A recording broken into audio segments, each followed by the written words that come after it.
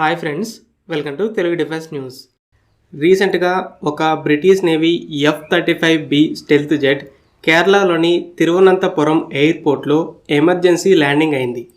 British navy friendly దేశాలతో military ఎక్సర్సైజులని జరపడానికి ఈ ఏప్రిల్లో 8 నెలల డిప్లాయ్మెంట్ కింద HMS ప్రిన్స్ ఆఫ్ వేల్స్ అనే ఎయిర్క్రాఫ్ట్ క్యారియర్ని ఇండియన్ ఓషన్లోకి పంపింది. ఈ ఎయిర్క్రాఫ్ట్ క్యారియర్లో 24 F-35B జెట్స్ ఉన్నాయి. అయితే పెట్రోలింగ్లో ఉండగా ఒక జెట్లో ఫ్యూయల్ అయిపోవడానికి దగ్గర పడి కేరళలో ఉన్న బేస్కి ఎమర్జెన్సీ ల్యాండింగ్ కోసం వచ్చింది. మన air force integrated air command and control system ISCCS అనే రెడార్ సెన్సార్ నెట్వర్క్ ద్వారా ఈ జెట్ని గుర్తించి ఐడెంటిఫై చేసి జెట్ ల్యాండ్ అవ్వడానికి ఏర్పాట్లు చేశామని చెప్పింది.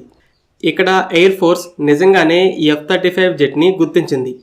కానీ మామూలుగా పీస్ టైం ఆపరేషన్స్లో గుర్తించడం వేరు, ఏదైనా యుద్ధం జరుగుతున్నప్పుడు గుర్తించడం వేరు. పీస్ టైంలో ఏ రెడార్ అయినా సరే F-35 లాంటి జెట్స్ని గుర్తించగలవు. ఆ విషయం ఎయిర్ ఫోర్స్కి తెలుసు. అయితే ఫార్మల్గా మీ జెట్ రావడాన్ని మేము గుర్తించాం, ల్యాండ్ అవ్వడానికి ఏర్పాట్లు చేశామని చెప్పింది. కానీ మన మీడియా దీన్ని ఇండియా స్టెల్త్ టెక్నాలజీని క్రాక్ చేసిందని ఒక సంచలనంగా హైలైట్ చేస్తుంది. ఈ F-35 అనేది ఒక స్టెల్త్ జెట్. ఇలాంటి 5th జనరేషన్ జెట్స్లో అడ్వాన్స్డ్ డిజైన్ మెటీరియల్స్ని వాడడం ద్వారా ఎక్కువ దూరంలో ఉండగానే రెడార్స్కి చిక్కకుండా చేస్తారు. ఇదే స్టెల్త్ టెక్నాలజీ. అయితే దీన్ని కేవలం యుద్ధాల్లో ఉన్నప్పుడు మాత్రమే వాడతారు. మామూలు సమయంలో లూన్బర్గ్ లెన్స్ అని F-35 జెట్లో కొన్ని చోట్ల లెన్స్ ఉంటాయి. ఇప్పుడు మనం డెకాయ్స్ అని అంటుంటాం కదా, చిన్న చిన్న డ్రోన్స్ శత్రువుల రెడార్స్కి ఒక పెద్ద ఫైటర్ జెట్లా కనబడటం కోసం ఆ డ్రోన్ల మీద రెడార్ రిఫ్లెక్టర్స్ని పెడతారు. ఇవి రెడార్స్ పంపే వేవ్స్ని ఎక్కువగా బౌన్స్ చేసి చిన్న డ్రోన్ కూడా పెద్ద ఎయిర్క్రాఫ్ట్గా రెడార్కి కనబడుతుంది. ఆపరేషన్ సింధూర్లో ఇలానే Indian air force Pakistan air ఫోర్స్ని ఏమార్చింది. అయితే అదేవిధంగా F-35కి కూడా పీస్ టైం ఆపరేషన్స్ అంటే ఫ్రెండ్లీ దేశాలతో ఏవైనా ఎక్సర్సైజులు లేదా శత్రువుల ఎయిర్ స్పేస్కి దగ్గరలో పెట్రోలింగ్ చేస్తున్నప్పుడు కానీ ఈ జెట్ మీద లూన్బర్గ్ లెన్స్ అని రెడార్ రిఫ్లెక్టర్స్ని పెడతారు.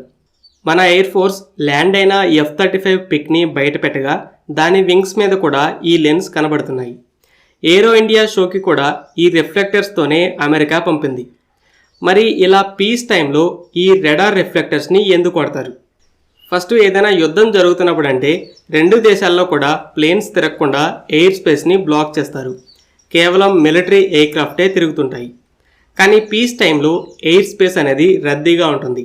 సివిలియన్ రెడార్స్ ఇలా తిరుగుతున్న అన్ని ప్లేన్స్ని ట్రాక్ చేస్తూ వాటికి ఇన్స్ట్రక్షన్స్ని ఇస్తూ కొలిజన్ జరగకుండా ఆపుతారు. కానీ F-35ని రెడార్స్ గుర్తించడం చాలా కష్టం. సో ఇలా తిరుగుతున్నప్పుడు గాలిలో ఏదైనా ప్లేన్ని ఢీకొట్టడం జరుగుతుందని రెడార్ రిఫ్లెక్టర్స్ని పెడతారు. సో సివిలియన్ రెడార్స్ కూడా గుర్తించగలవు. ఇక సెకండ్ రీజన్ అయితే ఇలా రిఫ్లెక్టర్స్ లేకుండా జెట్ శత్రువుల బోర్డర్స్లో కానీ ఫ్రెండ్లీ కంట్రీస్లో కానీ తిరిగితే F-35 స్టెల్త్ కేపబిలిటీస్ ఎలా ఉన్నాయో ముందే తెలిసిపోతుంది. ఏ జెట్ కూడా పూర్తిగా రెడార్ కళ్ళని కట్టేయలేదు. క్లోజ్ రేంజ్లో అయితే ఖచ్చితంగా చిక్కుతుంది.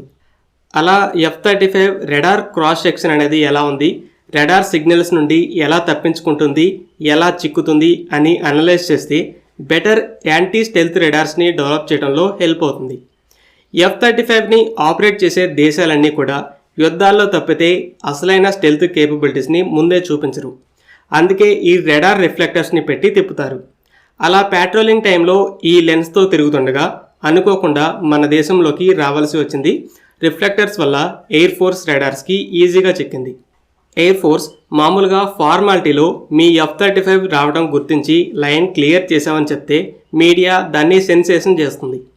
మరి ఎయిర్ ఫోర్స్ ఈ రిఫ్లెక్టర్స్ లేకుండా F-35 లాంటి జెట్స్ని గుర్తించగలదా?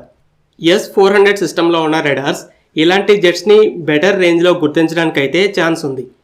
అయితే S-400 సిస్టమ్స్ ఎక్కువ ఆపుతుండే పాకిస్తాన్, చైనా బోర్డర్స్లో ఉన్నాయి. అలాగే ఎయిర్ ఫోర్స్కి స్పెషల్గా ఇలాంటి స్టెల్త్ ఎయిర్క్రాఫ్ట్ని గుర్తించడానికి డెవలప్ చేసిన సూర్య యాంటీ స్టెల్త్ రెడార్స్ డెలివరీ అవడం కూడా స్టార్ట్ అయింది. రీసెంట్గా ఈ సూర్య రెడార్ గురించి కూడా ఒక వీడియో చేశాను. ఒకవేళ మీరు మిస్ అయి ఉంటే ఛానల్ పేజ్లో చెక్ చేయండి. ఈ ఫస్ట్ సూర్య రెడార్ అయితే డెలివరీ అయింది. కానీ దాన్ని కూడా ముందు నార్త్కో వెస్టర్న్ బోర్డర్కో పంపుతారు. కాబట్టి ఇండియన్ ఎయిర్ ఫోర్స్ F-35 లాంటి జెట్స్ని గుర్తించడానికి ఆ సామర్థ్యాన్ని ఇంప్రూవ్ చేసుకుంటుంది.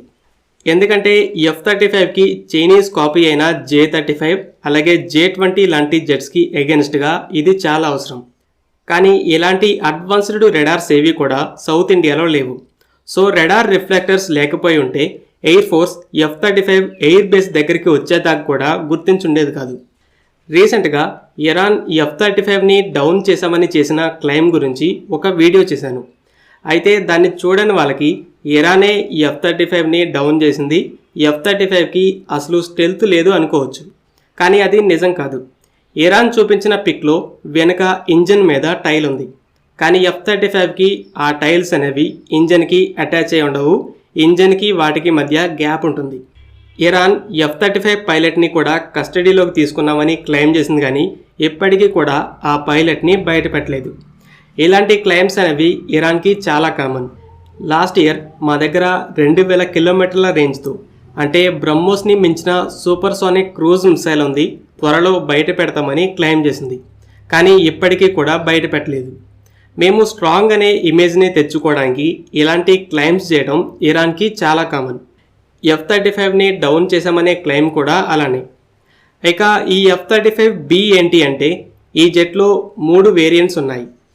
F-35A అనేది ఎయిర్ ఫోర్స్ కోసం, F-35B, F-35C అనేవి US నేవీ మారైన్ కార్ప్స్ అనే బ్రాంచ్ల కోసం. F-35B షార్ట్ టేకాఫ్ చేసుకొని ల్యాండ్ అయ్యేటప్పుడు హెలికాప్టర్లా వర్టికల్గా ల్యాండ్ అవ్వగలదు. ఒకవేళ లైట్ ఫ్యూయల్ లోడ్ ఉంటే వర్టికల్గానే టేకాఫ్ కూడా చేసుకోగలదు.